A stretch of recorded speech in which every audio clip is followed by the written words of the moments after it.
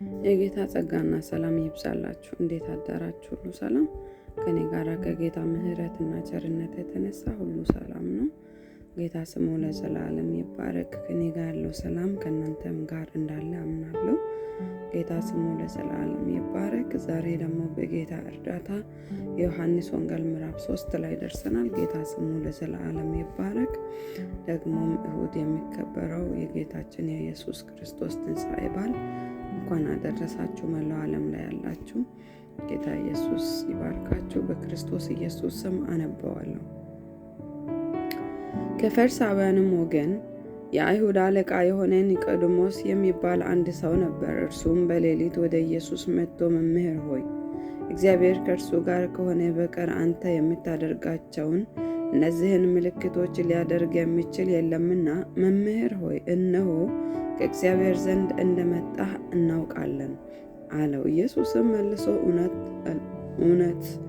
እውነት እልሃለሁ፣ ሰው ዳግመኛ ካልተወለደ በቀር የእግዚአብሔርን መንግሥት ሊያይ አይችልም አለው። ኒቆዲሞስም ሰው ከሸመገለ በኋላ እንዴት ሊወለድ ይችላል? ሁለተኛ ወደ እናቱ ማኅፀን ገብቶ ይወለድ ዘንድ ይቻላልን?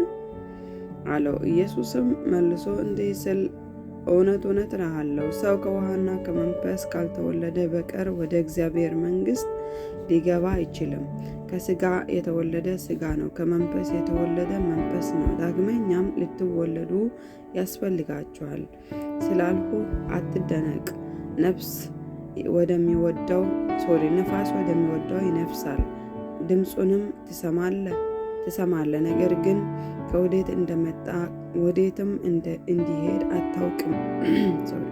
ከመንፈስ የተወለደ ሁሉ እንዲሁ ነው። ኒቆዲሞስ መልሶ ይህ እንዴት ሊሆን ይችላል? አለው። ኢየሱስም መልሶ እንዲህ አለው፣ አንተ የእስራኤል መምህር ስትሆን ይህን አታውቅምን? እውነት እልሃለሁ፣ የምናውቀውን እንናገራለን፣ ያየነውንም እንመሰክራለን፣ ምስክራችንንም አትቀበሉትም። ስለ ምድራዊ ነገር በነገርኋችሁ ጊዜ ካላመናችሁ፣ ስለ ሰማያዊ ነገር ብነግራችሁ እንዴት ታምናላችሁ? ከሰማይም ከወረደው በቀር ወደ ሰማይ የወጣ ማንም የለም፣ እርሱም በሰማይ የሚኖረው የሰው ልጅ ነው። ሙሴም በምድረ በዳ እባብን እንደሰቀለ እንዲሁ በእርሱ የሚያምን ሁሉ የዘላለም ሕይወት እንዲኖረው እንጂ እንዳይጠፋ የሰው ልጅ ይሰቀል ይገባዋል። በእርሱ የሚያምን ሁሉ የዘላለም ሕይወት እንዲኖረው እንጂ እንዳይጠፋ እግዚአብሔር አንድያ ልጁን እስኪሰጥ ድረስ ዓለሙን እንዲሁ ወዶአልና። ዓለሙ በልጁ እንዲድን ነው እንጂ በዓለሙ እንዲፈርድ እግዚአብሔር ወደ ዓለም አላከውም። በእርሱ በሚያምን አይፈረድበትም። በማያምን ግን በአንዱ በእግዚአብሔር ልጅ ስም ስላላመነ አሁን ተፈርዶበታል። በእርሱ በሚያምን አይፈረድበትም። በማያምን ግን በአንዱ በእግዚአብሔር ልጅ ስም ስላላመነ አሁን ተፈርዶበታል። ብርሃንም ወደ ዓለም ስለመጣ ሰዎችም ሥራቸው ክፉ ነበረና ከብርሃን ይልቅ ጨለማን ስለወደዱ ፍርዱ ይህ ነው። ክፉ የሚያደርግ ሁሉ ብርሃንን ይጠላልና ሥራውም እንዳይገለጥ ወደ ብርሃን አይመጣም። እውነት የሚያደርግ ግን ሥራው በእግዚአብሔር ተደርጎ እንደሆነ ይገለጥ ዘንድ ወደ ብርሃን ይመጣል። ከዚህ በኋላ ኢየሱስ ከደቀ መዛሙርቱ ጋር ወደ ይሁዳ አገር መጣ። በዚያም ከእነርሱ ጋር ተቀምጦ ያጠምቅ ነበር።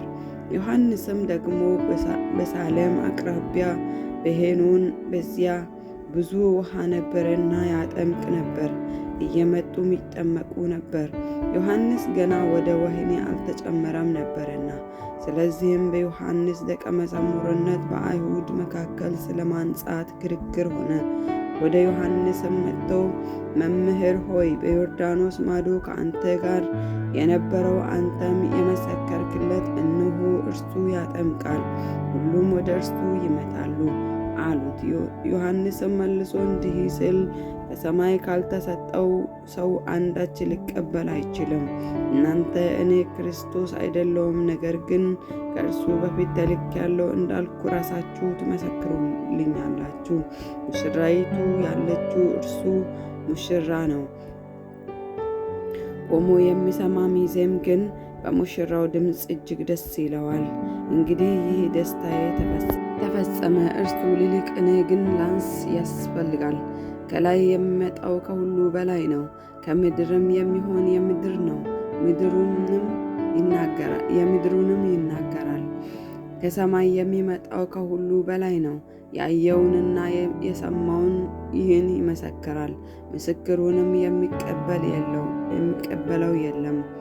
ምስክሩን የተቀበለ እግዚአብሔር እውነተኛ እንደሆነ አተመ። እግዚአብሔር የላከው የእግዚአብሔርን ቃል ይናገራልና። እግዚአብሔር መንፈሱን ሰፍሮ አይሰጥምና። አባት ልጁን ይወዳል፣ ሁሉንም በእጁ ሰጥቶታል። በልጁ የሚያምን የዘላለም ሕይወት አለው። በልጁ የማያምን ግን የእግዚአብሔር ቁጣ በእርሱ ላይ ይኖራል እንጂ ሕይወትን አያይም። ሃሌሉያ! ጌታ ስሙ ለዘላለም ይባረክ።